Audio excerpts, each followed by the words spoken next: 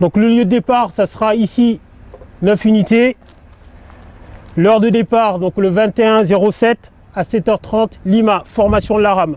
L'adjudant Nioc briefe ses hommes. Ces soldats français de la FINUL s'apprêtent à partir en patrouille avec l'armée libanaise. Comme avant chaque départ, le chef de peloton leur détaille l'itinéraire, l'emplacement des différentes bases libanaises et onusiennes, les obstacles qu'ils pourraient rencontrer ou encore les précautions à prendre en cas d'incident. Des instructions simples mais nécessaires pour s'assurer que la patrouille s'effectue dans les meilleures conditions. Mais cette fois, la patrouille n'aura pas lieu. Ce briefing est en fait une séquence d'entraînement appelée warm-up, car ces casques bleus français ne sont au Sud-Liban que depuis quelques semaines. Ils appartiennent à la FCR, la force de réserve de la FINUL. Sa mission, intervenir en cas d'urgence sur toute la zone d'opération de l'ONU.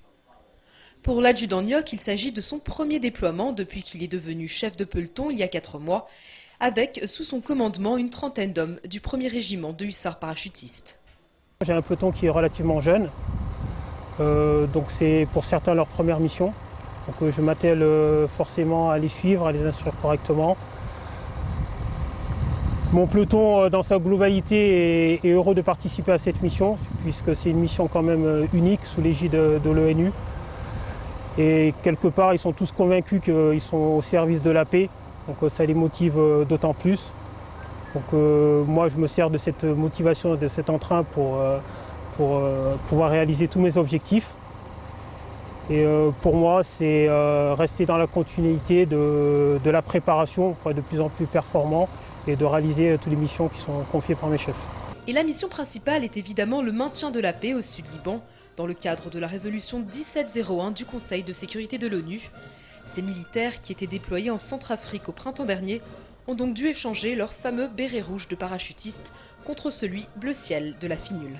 C'est vrai qu'on pourrait penser que ça peut être difficile au niveau de la bascule. Nos chefs et ainsi moi-même, on s'est efforcé à répercuter donc la bonne parole à nos soldats pour leur expliquer que le contexte était totalement différent. Ici on est au service de la paix, le climat est pour l'instant stable.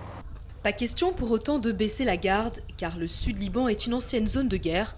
La menace de mines et de munitions non explosées est donc bien réelle. Mais pas seulement, il faut aussi savoir réagir face à une attaque d'engins explosifs improvisés, aussi appelés IED. Voilà le but du deuxième atelier de ce warm-up, dirigé par un instructeur qui connaît très bien le théâtre d'opération. Vous allez chercher la présence de l'IED. Donc la présence, c'est de la terre retournée, une fouille, un câble pour une antenne, des choses comme ça.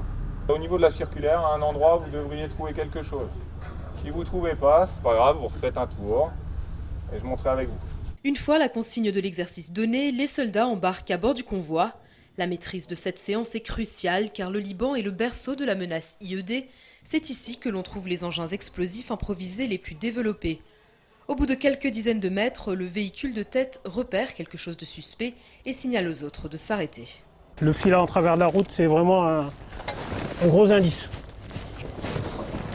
Dès qu'il y a le moindre doute, les militaires ne vont pas au-delà. Tu mets des mecs au niveau de l'antenne, cordon au niveau de l'antenne, un mec au niveau du mirador, et tu m'envoies 4 mecs. L'adjudant Nioc crie ses ordres pour boucler la zone suspecte et faire appel aux unités spécialisées. Chaque recoin est inspecté à la recherche d'un engin explosif potentiel. Nous retrouvons le sous-officier et son peloton de 24 hommes au grand complet sur un des pas de tir du Sud-Liban. Objectif de cette séance, répéter les différentes positions de tir utilisées lors des phases de combat. Mais cet exercice permet surtout aux casques bleus de garder les acquis, car si la mission se passe comme prévu, ils ne devraient pas utiliser leur arme au cours des prochains mois. Normalement, notre arme, on n'est pas amené à l'utiliser, certes. Nous restons quand même des soldats français, militaires français, donc on doit avoir des acquis, on doit être en mesure d'utiliser nos armes s'il y a besoin de les utiliser. Et toujours la FCR doit garder ce caractère de réversibilité, puisque c'est quand même, on va dire, une force d'urgence et de réserve pour le commandement. Donc on doit être prêt à intervenir si on nous demande de le faire. Mais avant de pouvoir commencer, il faut déballer le matériel. Pendant que ces militaires vont délimiter la zone de tir à l'aide de ces fanions rouges, ceux-là vont installer les cibles à une distance de 100 mètres du point de départ. Il faut aussi déshuiler les fusils pour garantir leur bon fonctionnement. Chaque FAMAS est minutieusement contrôlée. Les soldats se regroupent ensuite sur la butte qui surplombe le pas de tir où ils reçoivent les dernières instructions de la séance. Dernière étape, la distribution des munitions. Chacun reçoit 25 cartouches par exercice.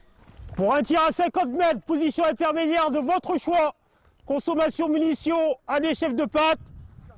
Au coup de sifflet.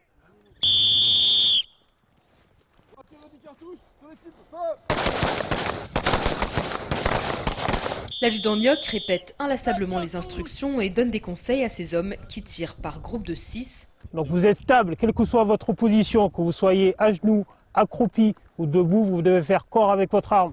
En attendant leur tour, les autres groupes se succèdent à l'atelier sniper. Ici, l'unique tireur d'élite du peloton leur montre comment monter et démonter son arme, un fusil de précision avec une portée de plus de 1000 mètres. Sur le pas de tir, l'adjudant Nioc inspecte les cibles. Tu es dans l'objectif, mais tu en as trop en bas, ça c'est stabilité et respiration. Donc tu bloques la respiration. Fin de la séance, l'heure est au bilan. Bon exercice, j'ai pu remarquer qu'ils n'ont pas perdu au niveau des acquis qu'ils avaient déjà en France, ils ont même bien progressé. Donc le but c'est de continuer de faire de plus en plus de séances de tir et d'arriver à un niveau se rapprochant de l'excellence. J'en ai profité pour faire un petit challenge entre mes patrouilles, histoire de les stimuler un peu plus. Et du coup, ils sont bien prêtés, ils ont bien adhéré au jeu. Plus de 1200 cartouches auront été tirées au cours de cette séance. Après avoir nettoyé la zone et remballé le matériel, le peloton Nioc reprend la route de Derkifa.